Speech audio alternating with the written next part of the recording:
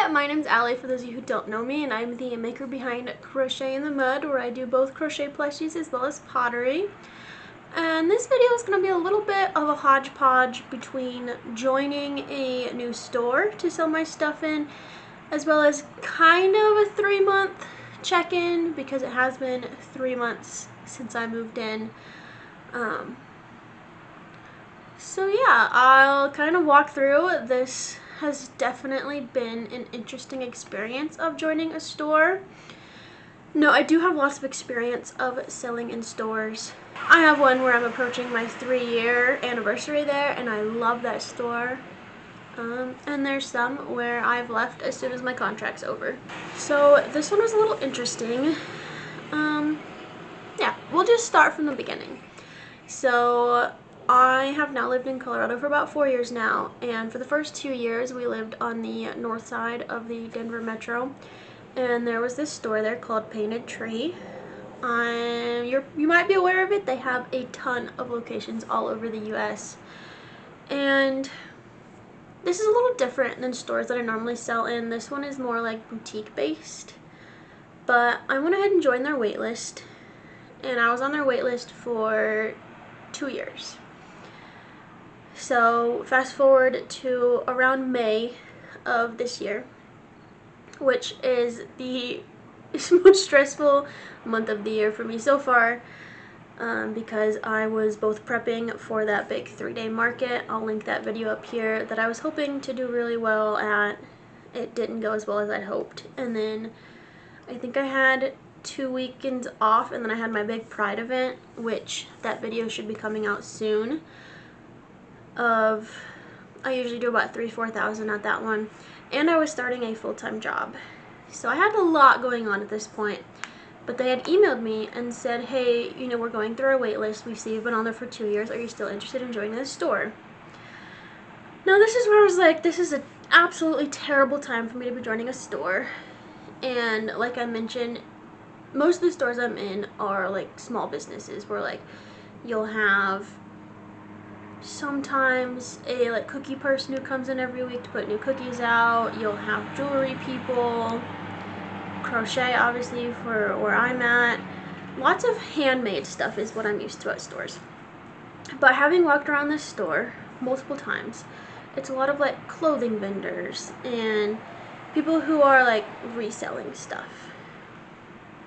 Or, you know, sometimes the clothes people design them and then print them. Like, I don't know whether they are in the boutique, like where they buy and resell, or if they're designing the clothes themselves. I'm not saying there's anything wrong with either of those. But I also, my fiance's uncle has been in the store for a while. He does photography, so I was asking him how it was going. He said it was doing pretty well, and he's selling the small stuff, which is typical. You're going to sell your cheaper items and not so much your like $100 big things. So I was like, you know what, let me just see what they have. It's terrible timing, but when is it not going to be terrible timing? So I went down to the store and I walked around, and they showed me multiple spaces. If I still have the screenshots, I can put them up. But they have these big spaces where it was like 8 by 10, which is nearly the size of a whole tent, which is a lot to have stocked. Those were like $300, $350, but I was trying to be like $200 or under was my goal. So they told me that these shelves, they don't go for sale too often, but they had one, and that one is $125, and then I want to say it's 10% commission. I'll have to double check. I'll throw up on the screen about the commission. So in case you've never sold in a store before, typically it goes one of 2 ways, where either you pay rent and then you pay a smaller commission fee, which means like if I sell a $20 item and it's a 10% commission, they keep $2, they keep 10% of the sale, and then I get the 18. And I also have to pay them rent every month. I've also been in stores where there was no rent, they just charged a higher commission. Like I was in one that did a 40% commission and no rent. That one was nice because I raised my prices a little bit, and I never had to worry about losing money. So when you're paying rent, you've got to make sure your profit covers rent. Not just if I'm paying $125 and just sell $125 worth of stuff. No, you still have to factor in labor and materials and all that. So you probably got to sell $250 to even break even. So I was doing some math, and I really wanted to do a big space, and it was going to come out to like I needed to make $700 a month in sales just to break even before I started profiting, which just isn't feasible. And they let me know that if I decide during my contract, I can upgrade to a bigger space. Another hesitancy with this one is they do a 1 year lease. Typically, I'm in 6 months, and then you go month to month after that, and you just have to give them a 30-day notice. This one said it's 1 month or 1 year, and then it's continually 1 year. So if you renew your contract, you're there another year. So a lot to think about. I decided to go ahead and risk it and move forward and do it. And I'll throw in a clip here of what I was able to have it look like. So moving in was terrible timing. I moved in the Tuesday after Memorial Day. So I had my big 3-day market. I did sell a lot of stuff. Not to downplay it, I did sell a lot of stuff at that market. It just, however, with all of the fees that went into it with such a hefty booth fee, that I lost money. Not saying that $2,600 of sales is terrible. That is good, but not in this scenario where I paid almost $1,000 to be there. Again, that's sidetracking. That's a whole other video. Go watch it if you want to learn more about how that one went. But Monday I had market. Tuesday I had my shift at Eclectic, which is the store I've been at for almost 3 years now. Worked there. That's an hour south of me. And then went to Painted Tree, which is an hour north of me, so 2 hours between the two stores. And then Wednesday started my summer job.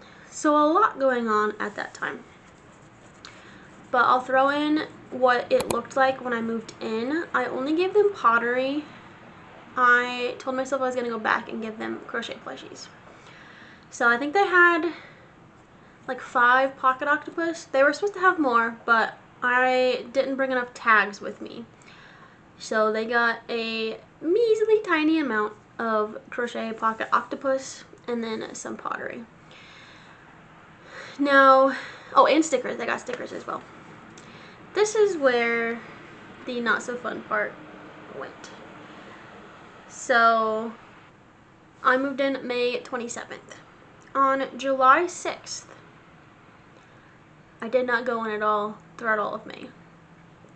July 6th, I get a text. And if you will see on my setup, I had one shelf that is all stickers, and it had herb strippers. Now, herb strippers are my best seller for pottery. People always say they're a unique item that they don't see a lot, so they will usually be willing to buy that instead of a mug, which you have a million mugs at home. So I gave them a bunch of herb strippers. July 6th, I get a text that says, hey, so I'll throw it up here. I'm summarizing right here. It was essentially saying, hey, so this has never happened before, but your vendor neighbor knocked your shelf off and broke a lot of your herb strippers. Which is a big bummer. I believe actually I was about to go out of town, so this is also like awful timing. So that was not a fun text.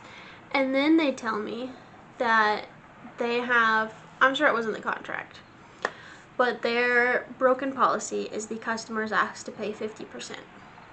Now, my profit margin is not 50%. So by only making 50%, I lost money. So I'm like, well, great. The majority of my herb strippers are broken. What am I supposed to do?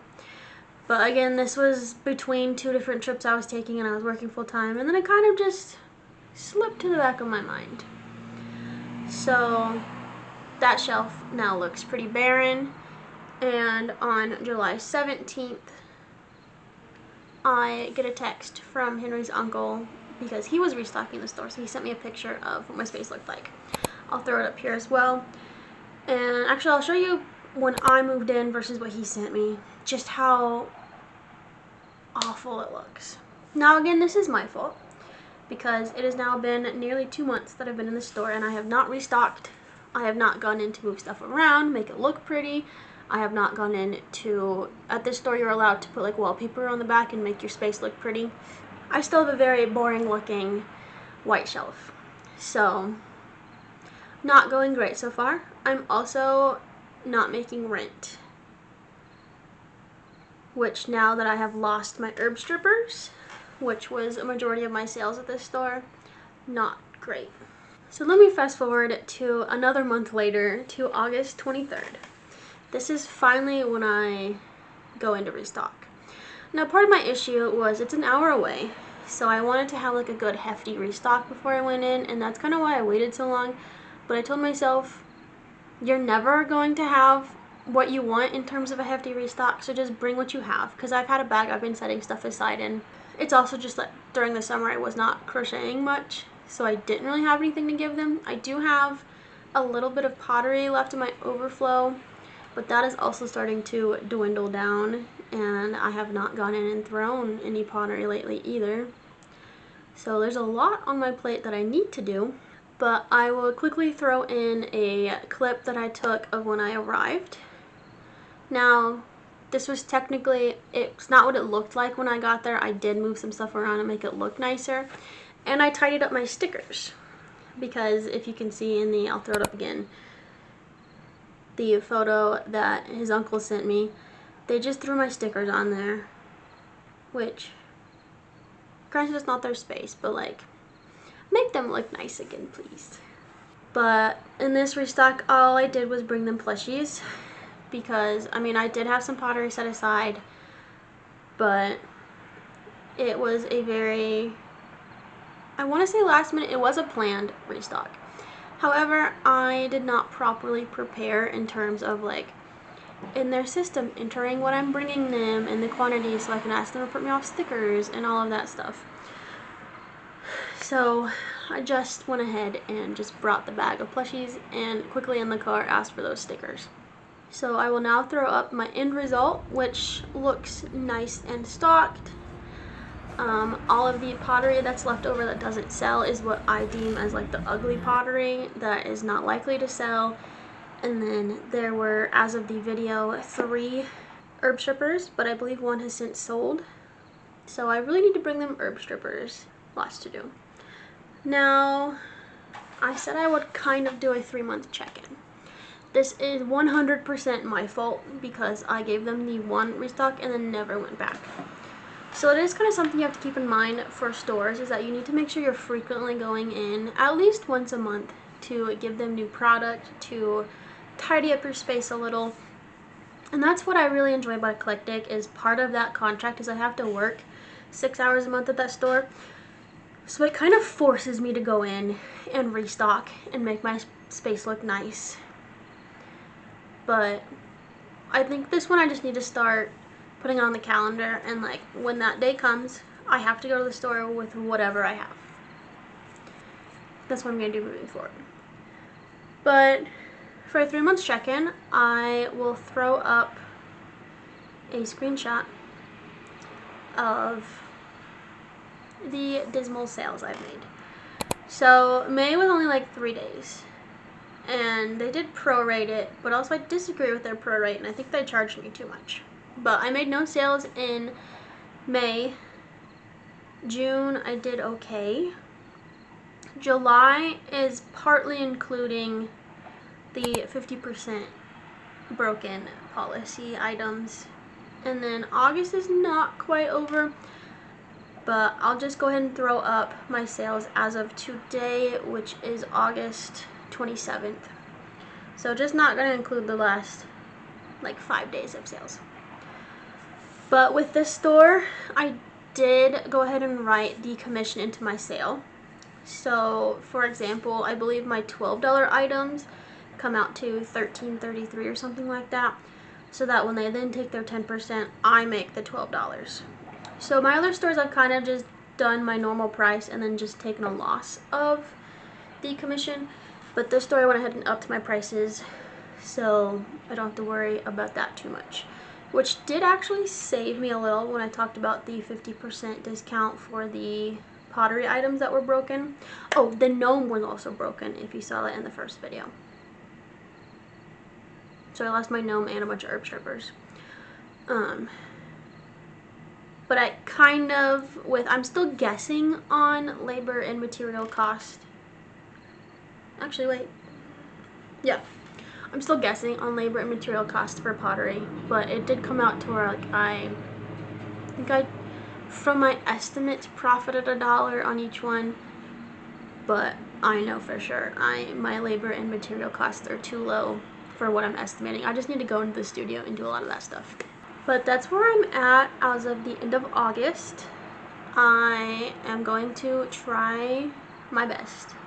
No, there is no try, there is do. I will start to schedule once a month for me to go into the store to restock and make sure I'm making that a priority, just like I make Eclectic a priority to restock them. And then come end of November, which also should theoretically be upping in sales because we're approaching the holiday time. But end of November, I will come on and do a 6-month update and show you how much me actually restocking can do for sales, hopefully. I am in the store until the end of May of 2026. So it is 100% my fault that I have been losing money at this store throughout the summer. And I'm going to focus on actually keeping them stocked and hopefully figuring out the best sellers there, because of course your best sellers differ based on where you are. Sometimes they'll stay the same, so I gave them like my typical best sellers, but we'll see what really sells there and what doesn't, so that I can kind of cater what I stock for them based on what people like to buy. There also is a ton of crochet plushies in this store, which is not great for me. When I went around and did the tour, there were probably 2 vendors that had crochet plushies, and now there's probably like 8, so that also doesn't help me. There are a handful of potters in there, but we will see how it goes. So far, I mean, granted, it's only been a couple of days since I went in, but so far I've not sold any of the new plushies I brought in, but we'll see how it goes. So go ahead and leave down in the comments if you've sold in a store before and what your experiences are. I've had both hit or misses. My very first store was terrible, and I could do a whole video on that. If you're interested, just let me know. But thank you so much for watching this video. I hope you found it entertaining. I know I kind of just rambled about what I've been doing wrong for 3 months, and I know better. This is probably like my 10th store that I've joined, so I should have known better and actually made them a priority. But moving forward, they will be a priority in terms of stocking. And yeah, that's all I've got for you today. I hope you enjoyed the video, and I'll see you in the next one. Bye!